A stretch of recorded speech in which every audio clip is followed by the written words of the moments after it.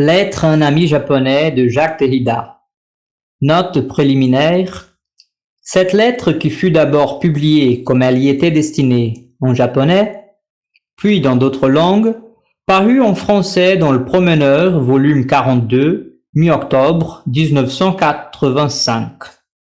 Toshihiko Izutsu est le célèbre islamologue japonais. Cher professeur Izutsu, lors de notre rencontre, je vous avais promis quelques réflexions schématiques et préliminaires sur le mot déconstruction. Il s'agissait en somme de prolégomène à une traduction possible de ce mot en japonais. Et pour cela, de tenter au moins une détermination négative des significations ou connotations à éviter si possible. La question serait donc, qu'est-ce que la déconstruction n'est pas? Ou plutôt, devrait ne pas être. Je souligne ces mots, possible et devrait, car si on peut anticiper les difficultés de traduction, et la traduction de la déconstruction est aussi de part en part la question de la traduction et de la langue des concepts, du corpus conceptuel de la métaphysique dite occidentale, il ne faudrait pas commencer par croire, ce qui serait naïf, que le mot déconstruction est adéquat en français à quelques significations claires et univoques. Il y a déjà dans ma langue un sombre problème de traduction entre ce qu'on peut viser, ici ou là, sous ce mot et l'usage même, la ressource de ce mot. Et il est déjà clair que les choses changent d'un contexte à l'autre en français même. Mieux, dans les milieux allemands, anglais et surtout américains. Le même mot est déjà attaché à des connotations, inflexions, valeurs affectives ou pathétiques très différentes. Leur analyse serait intéressante et mériterait ailleurs tout un travail.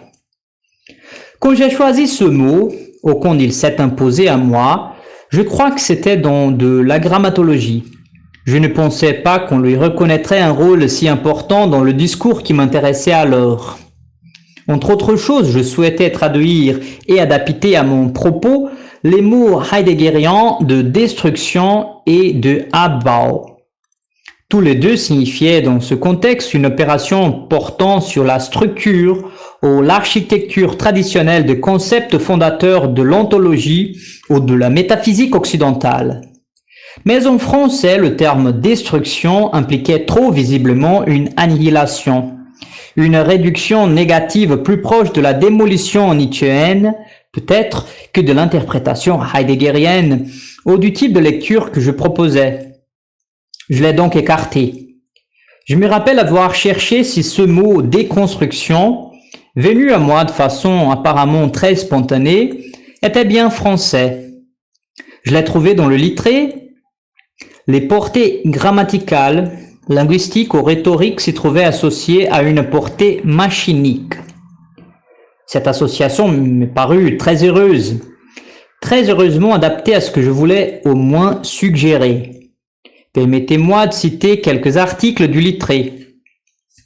Déconstruction, action de déconstruire, terme de grammaire, dérangement de la construction des mots dans une phrase. De la déconstruction vulgairement dite construction.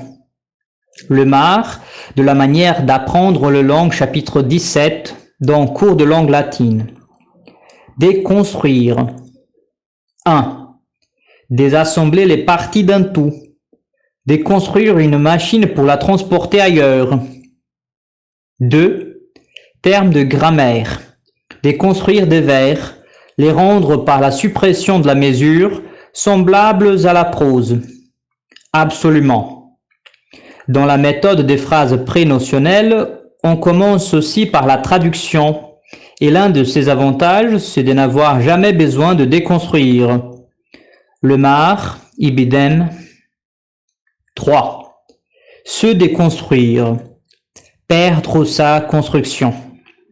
L'érudition moderne nous atteste que dans une contrée de l'immobile Orient, une langue parvenue à sa perfection s'est déconstruite et altérée d'elle-même par la seule loi de changement naturel à l'esprit humain.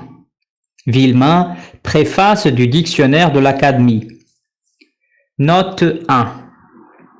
J'ajoute que la déconstruction de l'article suivant ne serait pas sans intérêt. Déconstruction. Action de déconstruire, de désassembler les parties d'un tout.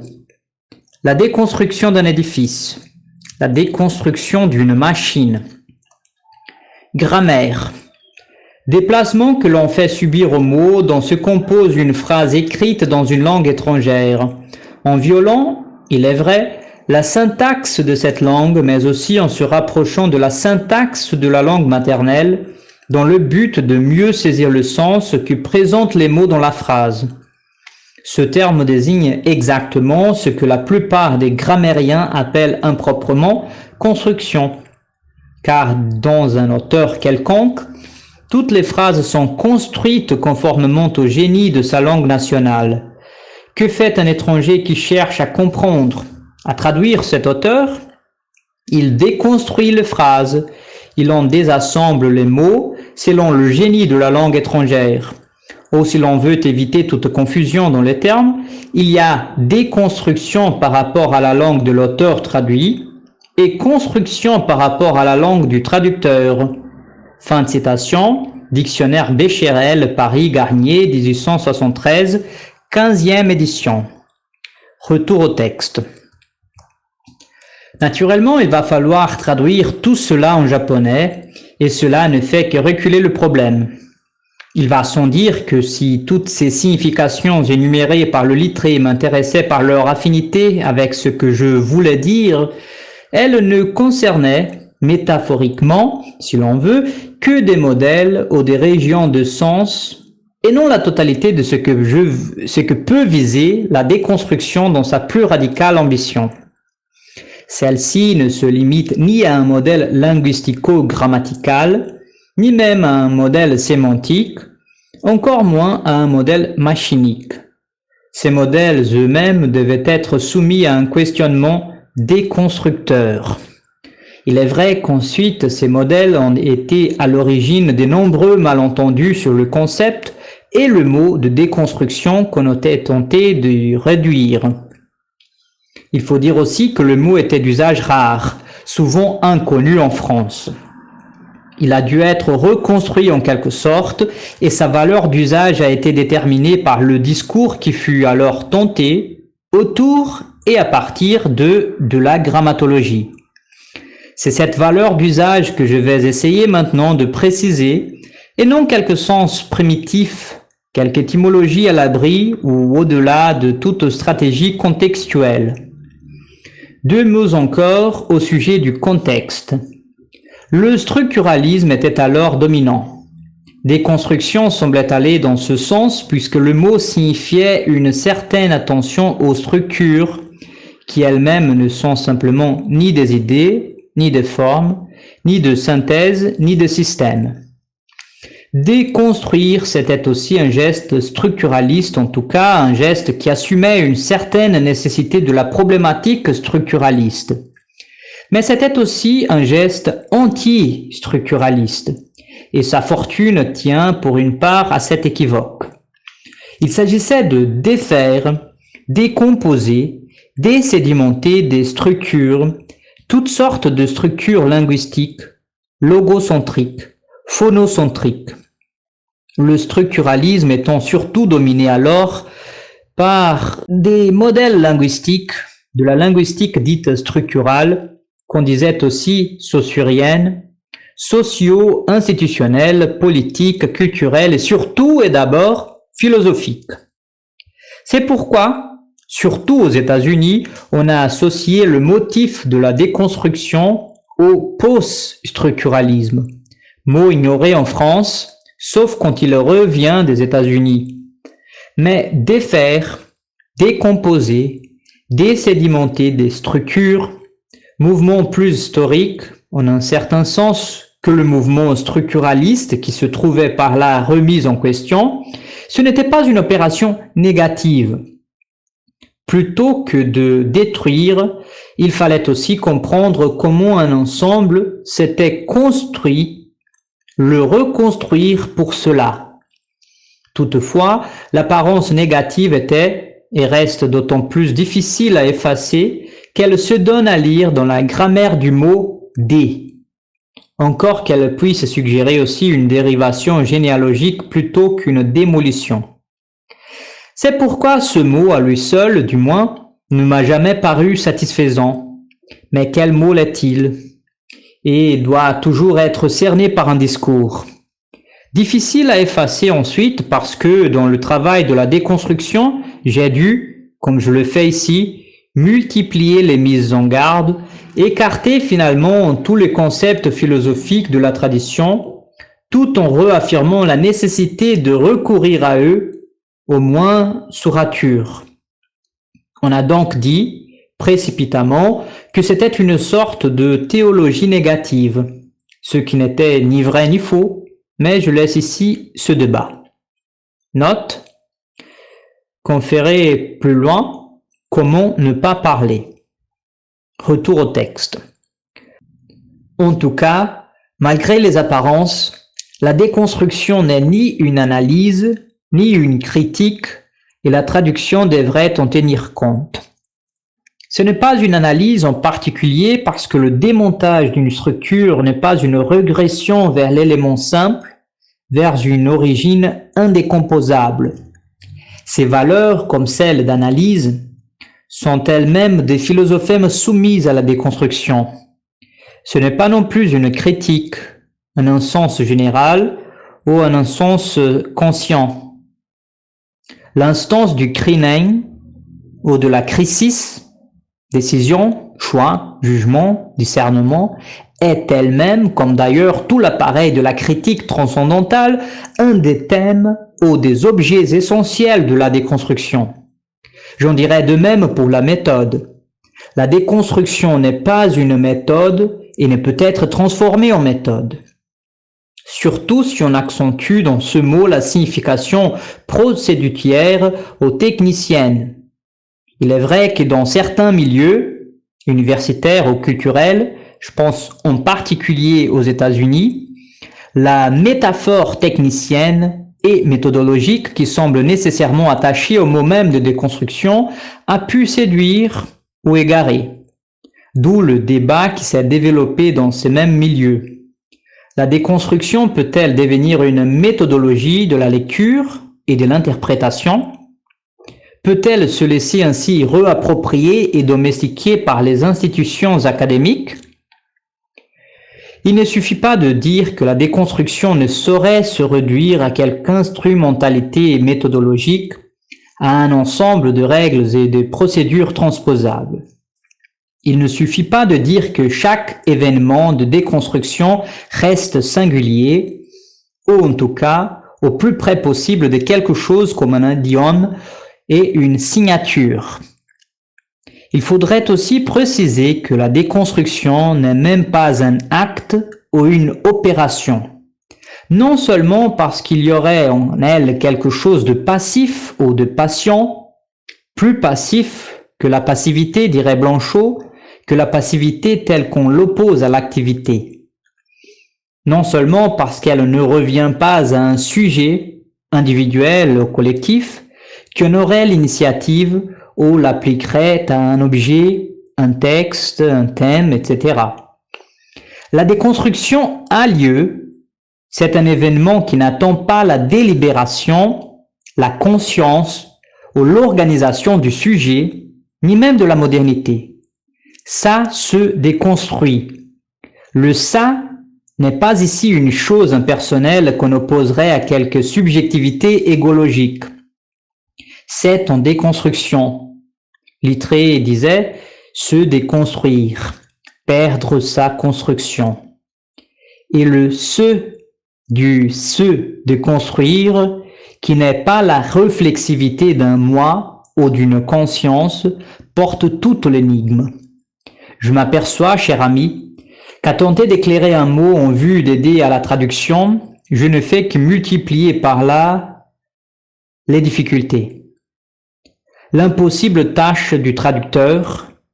Benjamin, voilà ce que veut dire aussi déconstruction. Si la déconstruction a lieu partout où ça a lieu, où il y a quelque chose, et cela ne se limite donc pas au sens ou au texte, dans le sens courant et livresque de ce dernier mot, il reste à penser ce qui se passe aujourd'hui, dans notre monde et dans la modernité, au moment où la déconstruction devient un motif, avec son mot, ses thèmes privilégiés, sa stratégie mobile, etc. Je n'ai pas de réponse simple et formalisable à cette question. Tous mes essais sont des essais qui s'expliquent avec cette formidable question. Ils en sont de modestes symptômes autant que des tentatives d'interprétation.